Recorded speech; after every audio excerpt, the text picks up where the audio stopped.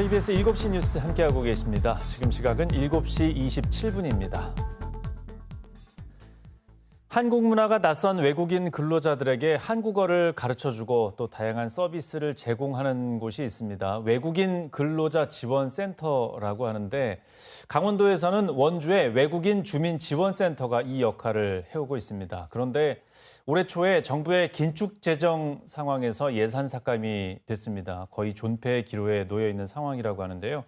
원주 외국인 주민 지원센터 최철영 센터장 모시고 상황을 자세히 들어보겠습니다. 어서 오십시오. 네, 안녕하세요. 예, 반갑습니다. 원주 외국인 주민 지원센터가 있는데 여기 지금 이용하시는 외국인들이 한 몇 명 정도 됩니까?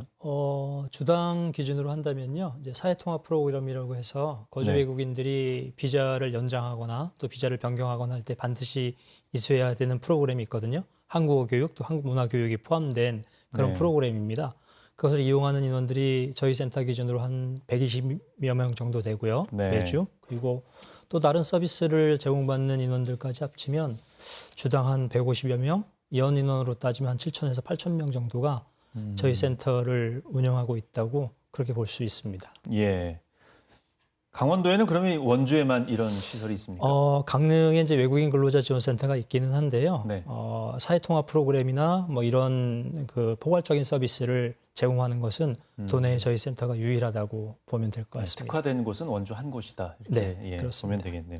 근데 이제 정부의 예산이 삭감됐습니다. 올해 초에 긴축 재정이 있지 않았습니까? 그때 삭감이 되고 이제 시간이 조금 지났는데 현재 운영 상황은 어떻습니까?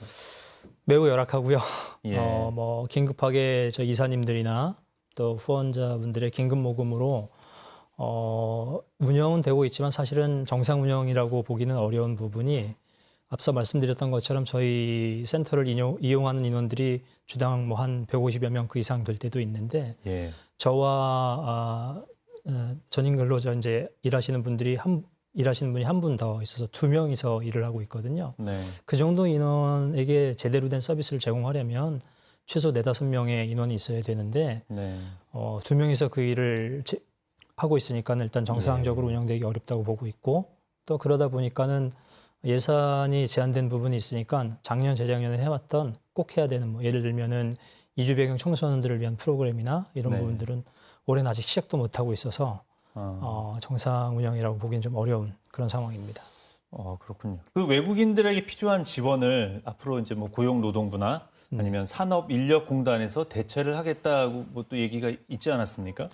그거는 이제 작년에 아마 예산을 삭감한다는 이야기가 먼저 있으니까 네. 정부 입장에서는 언론이라든가 시민사회의 목소리가 하도 부정적인 것들이 크니까 네. 거기에다 이제 보도 자료를 내놓은 것인데 사실은 고용노동부든 또 산업인력공단 등 공무원들이 외국인 노동자들이 필요한 시간에 특별히 일요일 등 휴일 등의 서비스를 제공하는 것은 불가능합니다. 네. 그렇기 때문에 지금까지 뭐 수십 년 동안 광역지자체든 정부든 아니면 기초지자체든 예산을 지원해서 민간기관들이 이 일들을 할 수 있도록 해온 것은 그런 이유가 있는 거죠. 공무원들이 할 수 없는 일들이기 때문에요. 지금 상황 보면 이게 사실 전문기관이 위탁해서 해야 할 일을 도로 가져가니까 거꾸로 가는 행정이 돼버렸네요, 이게. 도로 가져가도 이제 제대로만 하면 되는데 네. 제대로 할 수 없는 일을 하겠다고 하니까 그거는 좀 그냥 면평 발언이 아닌가 쉽게 얘기하면 예. 그렇게 생각하고 있습니다. 실제로 네. 고용노동부나 산업인력공단에서 뭐 한국어 교육이나 이런 것들을 하지 않고 있고요, 지금. 예, 현실적으로 좀 어렵다는 건 또 아시는 분들은 아실 텐데. 네. 그러면 만약에 이제 강원도에 계시는 외국인들이 네. 지금 이런 상황들이 너무 어려워서 다른 지역에 관련된 기관들을 찾아가서 교육을 받거나 할 수도 있습니까? 앞서 말씀드렸던 사회통합 프로그램은 출입국 관리소 기준으로 그 지역이 제한됩니다. 그러니까 네. 쉽게 이야기하면 강원도에 주소지를 둔 거소지를 둔 외국인들은 다른 지역에서는 이 프로그램을 이용할 수 없습니다. 반드시 강원도에 있는. 그래서 일요일에 특히 외국인 노동자들이 사회통합 프로그램을 이수할 수 있는 기관은 현재 강원도에서 저희 기관이 유일합니다. 예. 이 기관이 문을 닫으면 이거 좀 전혀 할 수가 없는 거네요, 다른 그렇죠. 쪽에서도. 뭐 지금 사실은 올해 초에도 저희가 한 120명 정도 매주 사회통합 프로그램 이용하고 있다고 하는데 네. 하고 싶어도 하지 못해서 지금 대기하는 인원이 40-50명 정도 되거든요. 예. 그리고 하반기에 되면은 고용 허가 대상의 이나인 노동자들이 훨씬 더 많이 들어올 예정이어서 네. 아마 하반기에는 그 대기하는 인원들까지 하면은 수요가 지금보다 한 배 이상 될 거라고 보고 있어서 예. 저희 기관이 문을 닫게 된다면 그런 외국인 노동자들이 그런 프로그램을 또 서비스를 제공받지 못하게 되는 거고 그것은 그대로 사용자들이나 또 도내에 있는 기업체나 또 시민사회 영역에도 심각한 타격이 있을 거라고 생각됩니다. 예. 그럼 이 강원도만의 문제는 아닌 것 같습니다. 다른 지역은 이 외국인 근로자 지원 센터가 어떻게 운영이 되고 있습니까? 사실은 광역지자체 기준으로 외국인 노동자 관련한 정책과 예산이 집행되지 않는 유일한 광역지자체가 강원도입니다.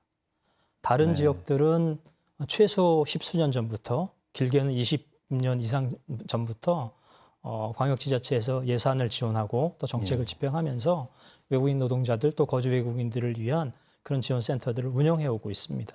예. 다른 지역은 아무래도 거점 도시라든가 뭐 대도시가 있어서 좀 유리한 부분이 있을 수도 있겠네요. 아무래도 뭐 그럴 수 있겠죠. 그렇지만은 다른 뭐 예를 들면 경기도 같은 경우는 네. 상대적으로 외국인 노동자 숫자도 많기는 하지만 네. 경기도에서 지원하는 외국인 노동자 지원 센터가 14군데인 것에 비해서 예. 강원도는 한 군데도 없다고 생각한다면 그래도 이거는 너무 형평이 맞지 않죠. 그리고 제주도 같은 경우는 강원도보다 인구가 절반도 채 되지 않는데 네. 제주도도 벌써 한 10수년 전부터 도에서 예산을 지원하는 외국인 노동자 지원센터가 지금까지 운영되고 있습니다. 예. 지금까지 분위기를 본다면 영동 지역의 한 곳, 영서 지역의 한 곳 정도 이렇게 정상적으로 탄탄하게 운영이 돼야 하는 상황이에요. 최소한이요. 예. 네. 그 외국인 근로자는 지금은 뭐 거의 필수 인력이라고 볼 수 있는데 이 지원센터에 대한 그러면 뭐 정부에서 못 해주면 강원도에서도 해야 된다 뭐 이런 의견이 많이 그렇죠. 있겠네요. 뭐 지금 또 강원도 같으면은 그 지역의 인구 감소 문제에 대해서도 심각하게 생각을 하고 있고요. 네. 또 뭐 제조업뿐만 아니라 농업이든 축산업이든 어업이든 이제 외국인 노동자 없이 산업을 유지할 수 없는 것이 현재 우리나라의 형편이지 않습니까? 네. 그렇다면 이분들이 한국에서 잘 살고 또 적응하고 정착하고 나아가서 정주할 수 있도록 돕는 그런 지원 시스템을 갖추는 것이 반드시 예. 필요하다고 생각됩니다.